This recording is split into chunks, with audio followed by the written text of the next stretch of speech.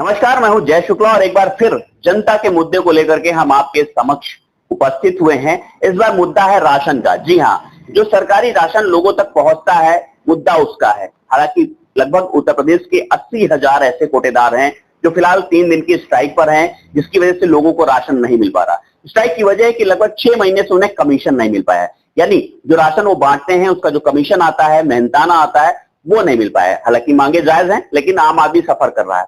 तस्वीरें देखें, मोहनलालगंज के मऊ गांव की हैं। हर एक आपको इसी तरह से सरकारी दुकान पर ताला लटकता हुआ मिलेगा। यहां पर 20 तारीख से जो वितरण होना था नहीं हुआ। अभी फिलहाल 3 दिन इनकी स्ट्राइक चलेगी, यानी 20, 21 और 22। हमारे साथ में वो कोटेदार के जो उपाध्यक्ष हैं, प्रदेश महासचिव हैं, वो हैं, उनसे बात करते हैं। सर, क्या कुछ मांगे हैं आप लोगों की? कब तक स्ट्राइक चलेगी? ये हमारी 3 दिवसीय हड़ताल है।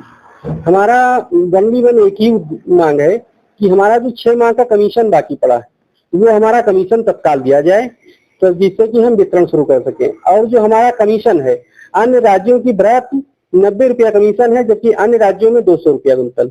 लेकिन चलिए, वो हमारा मांग है, वो चलती रहेगी, कार्य भी चलता रहेगा, जनता को तकलीफ ना हो। लेकिन जो हम लोग काम कर रहे हैं, हमारा मेहनताना हमको 6 महीने से नहीं मिला।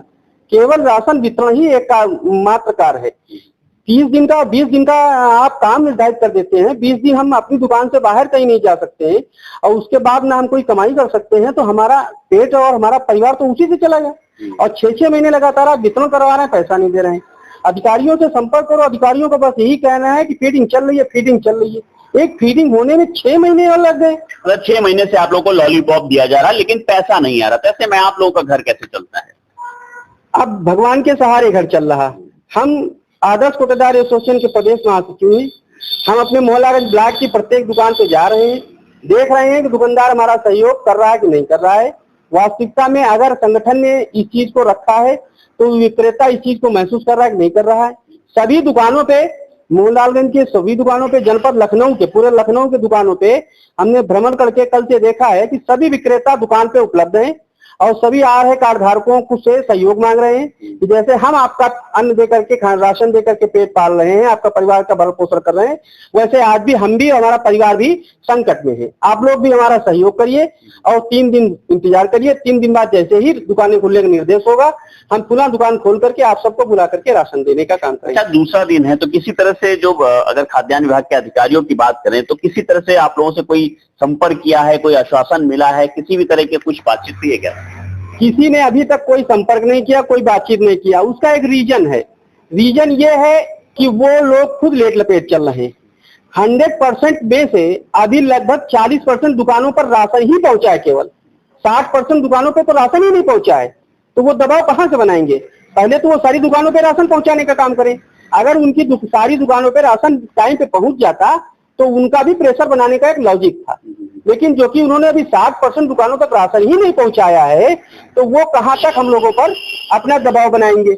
इसलिए हमारी जो मांगे हैं, इन्हीं मांगों को देखते हुए हम लोग अपना 3 दिवसीय हड़ताल पे बैठे हैं। लोगों को क्या कुछ समस्या आ रही है, कुछ ऐसा महसूस किया आपने?